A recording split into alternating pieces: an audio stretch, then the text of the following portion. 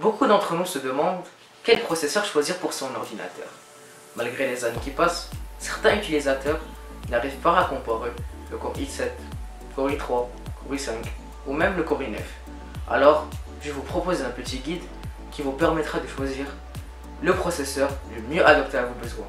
Alors, let's go!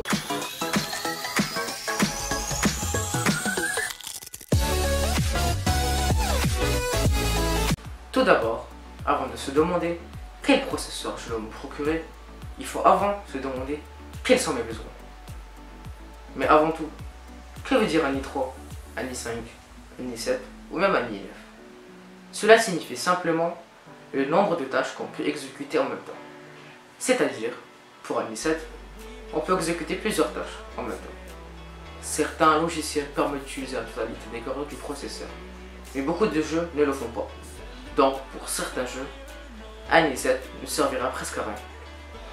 Mais le truc le plus important à retenir dans un processeur est la fréquence de ce dernier. Cette fréquence est indiquée en GHz.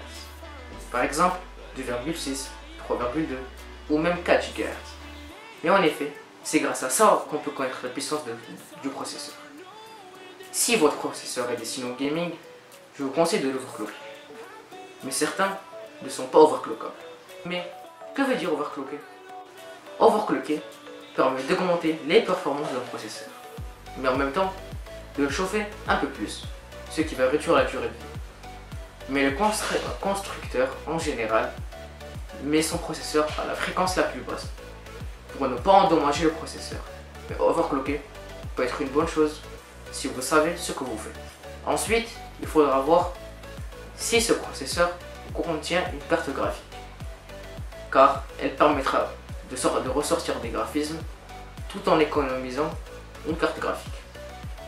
Pour résumer, pour choisir le bon processeur, il faut d'abord savoir nos besoins personnels, gaming, tâches professionnelles, maison, ce que vous voulez. Si vous voulez un ordinateur à la maison ou pour surfer sur internet, prenez un i3. Si vous voulez du gaming, prenez un i5 ou un i7 ou même un i9. Si vous voulez taffer pour lancer des logiciels avancés comme Unity, Photoshop, After Effects, tout ce que vous voulez, prenez un i7 ou même un i9. Car là, vous aurez besoin de beaucoup de cœur, ce qui rendra les logiciels plus fluides. Puis, il faudra voir la fréquence du processeur pour connaître sa puissance. Et aussi de voir s'il est overclockable ou pas. Mais aussi, comme tout à l'heure, de voir s'il y a une carte graphique intégrée. Et enfin, de voir si le processeur est compatible avec la carte mère.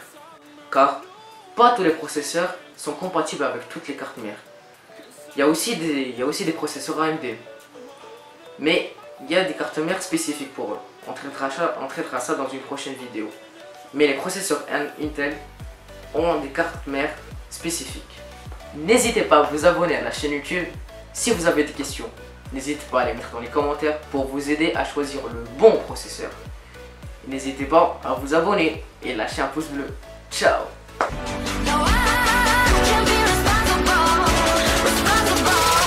It ain't my fault.